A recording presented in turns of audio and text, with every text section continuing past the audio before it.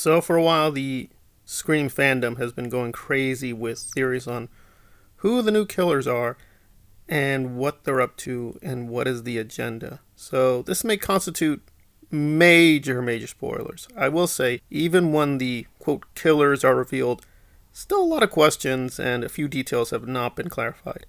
Also, again, these leaks could be completely wrong. I've done some double checking and extra research, so it could be the studios trying to mislead a lot of the fandom.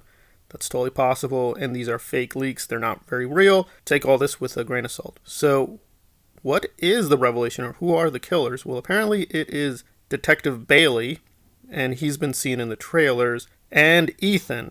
And I think the thing with Ethan is very rock solid. There's actually a lot of good evidence there because of the costumes and the way the clothing is done. And if you've seen the other Scream film, it shows a lot of continuity. So that one seems very real.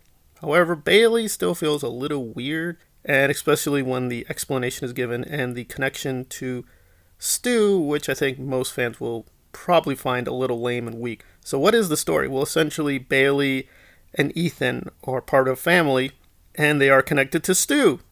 And so they want revenge on, I guess, this new gang for how STU's name has been, I guess, defamed, and they want their revenge. So it's basically STU's revenge through these people, and that's it. Now, obviously, the first question would be, well, wouldn't Bailey and Ethan want to go after Sidney? Well, there you go. So that's Hollywood marketing and capitalism for you. So yeah, it would have made more sense if Sidney was part of this film more centrally. I'm sure they're going to talk about Sidney, but as far as we know, Nev Campbell will not show up. It does feel a little weird that Sam and Tara will be the proxies, I guess, for Sidney, but there we are.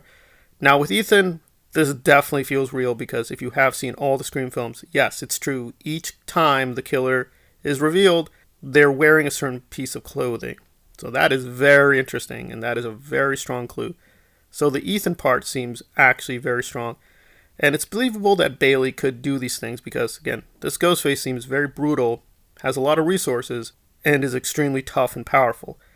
So it is all coming together. However, are they part of the STU family, or is that a fake out? That I think is legitimate. We don't know for sure. It could be the studio just gave that idea with the early screenings, but that was never intended for the final film. It does feel a little bit of a weird retcon to just bring that element in. As far as we know, Stu is not in the film. They're going to talk about him, but he is not central to the story. Final added twist that there is a third killer. We don't know who this third killer is, so Bailey and Ethan were working with a third killer. The third person is not really clarified. There are clues who the third person is. I'm not going to talk about that because, again, that is genuinely speculative. We just don't know. The leaks don't really clarify. It seems that we're never really going to find out, at least in this film, who the third person is. And presumably the third person is being saved for the final film, which will have Sidney and kind of bring a resolution to all these stories. So what to think about all this? Well, even if Bailey and Ethan are not related to one another, it does follow the formula. Usually we have one main killer and a partner, and sometimes there is a kind of hidden mastermind in these films. So that's intriguing, but obviously this feels like yet another tease for another sequel, so that may be a little disappointing. However, the film overall seems strong, but even the reviews that were positive do admit that, yeah, the revelation of the killers feels a little contrived. So make of that what you will.